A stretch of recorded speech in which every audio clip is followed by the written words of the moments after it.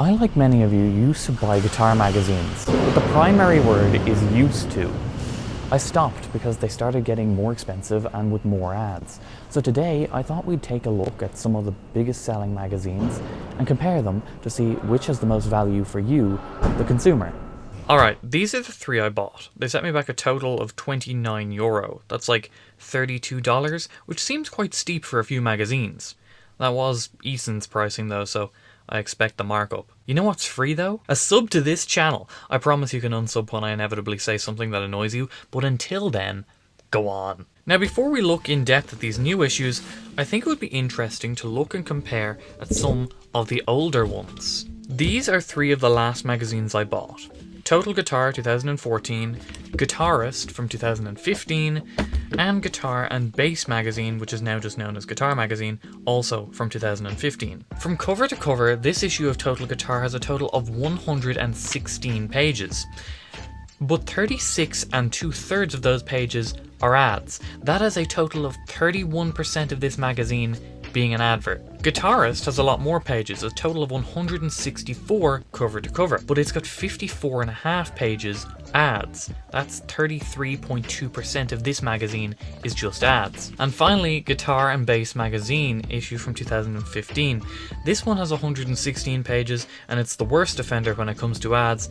54.5 of those pages are adverts. That's a total of 44.48% of this magazine is just ads. So I don't think you can blame me for stopping buying them, but with these new issues, it seems that things have changed significantly.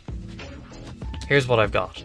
Total Guitar with Slash on the cover, Guitarist with Steve Vai, and Guitar Techniques with Guthrie. These were the only three guitar magazines the shop stocked, and I'll talk a little bit about the guitar magazine monopoly in a minute. I was going to see if I could pick up a Guitar and Bass magazine too, but alright, the January 2022 issue of Guitar Magazine is out now. We'll just click buy now, and no, I don't think I will. Just for comparison's sake, if anyone watching happens to own the latest issue of Guitar Magazine, see if you can count up how many pages are ads, and let us know in the comments so we can see a comparison between its 2015 counterpart and today's. Okay, let's look at the ad rate for these new magazines. This issue of Total Guitar has a total page count cover to cover of 100 pages, and out of that, 15 of them are ads. That's a total of 15%, which is less than half of my 2014 example with over 30% ads. Guitar Techniques. This has a total page count of 84 pages cover to cover. It's the least amount of pages out of the bunch, and it's got a total ad count of 14. That's 16.6% of this magazine ads. And finally, our issue of Guitarist. It's got a total page count of 140 pages cover to cover, and out of that, 25 pages were ads. That's 17.85%, the highest figure out of the three we've got, but still significantly less than our previous older examples from 2015. But it is of course worth noting that the newer issues have less pages than the older ones, but then again, less ads too. Honorary ad mention in this one is Thoman's 2-page spread. Wasn't really thought out much in the layout. The model's face is dead center. Alright, back on topic. Pretty evident that times have changed, at least where ads are concerned. There are much less ads and even much less overall pages, but I doubt that magazines are in too much trouble. They're all online, and that seems to be where the bulk of the ads are going. To illustrate my point, let's just take a random article on Guitarist magazine's site and just count how many ads are on it. 1, 2, 3, 41 ads on one article. That's more than Guitarist had in their entire magazine. So I wouldn't be too worried. Let's talk price. I bought them through a shop. There will be imports and markups, but the actual magazine prices listed in pounds are as follows. Total Guitar is the cheapest at £5.99. Guitar Techniques is £6.25, and Guitarist is £6.50. So on value for money, at least in pounds, Guitarist is where you're getting the most for the actual money. For slightly more than the others, you're getting a decent amount more pages. Of course, content matters, and more pages doesn't necessarily mean better, but even on a physical side, the Guitarist issue feels better than the others. The cover is noticeably thicker and has much more resistance when you try and bend it, versus the others, which just fold. Even the internal pages feel a little bit thicker too, which is strange as the other two feel the same, and all three are printed by the same printer. And that's not where the similarities stop either. These three magazines are all owned by a company called Future. Future owns a huge number of brands, and in just guitar publications alone, they have Guitarist, Guitar Player, Guitar Techniques, Total Guitar, Australian Guitar Magazine, and Guitar World. My face when I learned that the vast majority of music publications are controlled by the same company. In the 3 issues I have here, they share the same senior music editor and music brand director, so you're going to expect to see some similarities. There are a few outliers in guitar magazines. They're not all controlled by the same company. There's the Guitar Interactive magazine. It's getting an honorary mention as it's strictly online, so I'm not going to count it among the rest which are physical, but it seems pretty good and it's free too. Might be worth a look. There's Premier Guitar, but I've never seen a physical version in person. I think it may be one that you have to order direct, but the price seems pretty good. And Guitar Magazine, that was the one I mentioned previously. That magazine is owned by NME. I asked my Instagram, you can follow me there if you want to, if they buy guitar magazines. The overwhelming majority said no.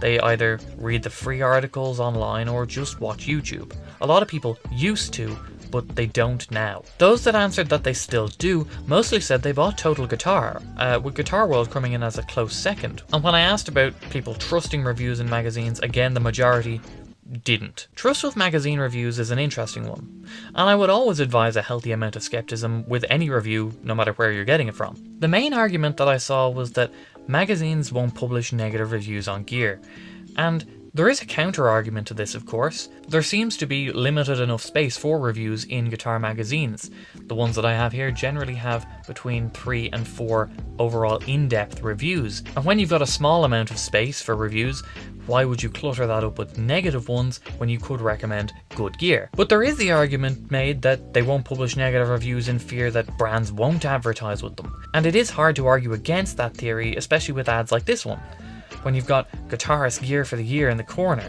and there's not just one, but here's another, Guitarist Gear for the Year. I think it would be safe to assume that this ad probably would not be as likely to have been placed here if there was a negative review given. A good example of trust with guitar magazines is with Guitar Magazine and Guitar.com, one of the few publications not owned by Future, but instead owned by NME.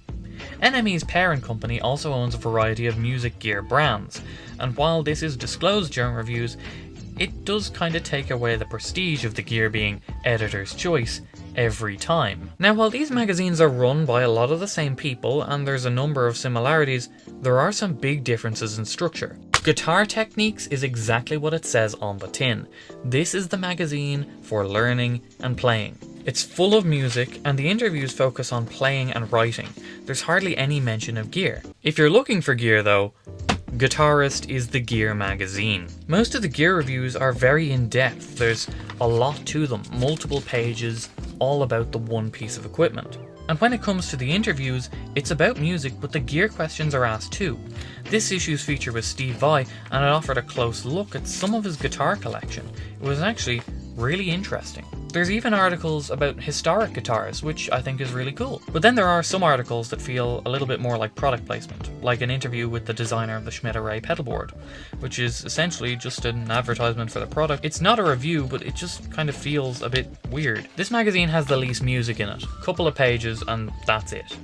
This is a gear magazine.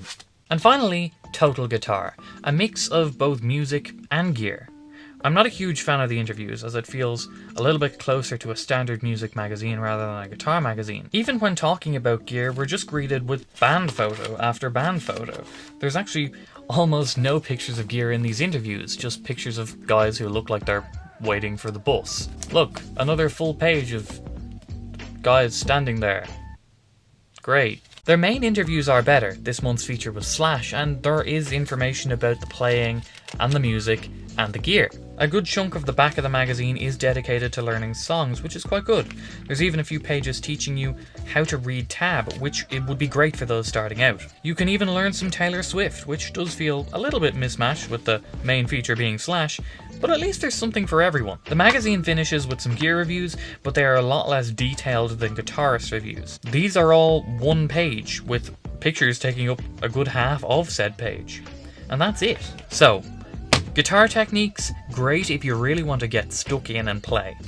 Guitarist, if you want to focus on gear and what gear musicians are playing, this is the one for you. And Total Guitar if you want a bit of both. So that's the video. A big thanks to the YouTube members, they help hugely with this type of stuff, and let me know in the comments if you buy guitar magazines. If so, which one? Thanks for watching, like the video, subscribe for more, and I'll see you next time. Bye bye!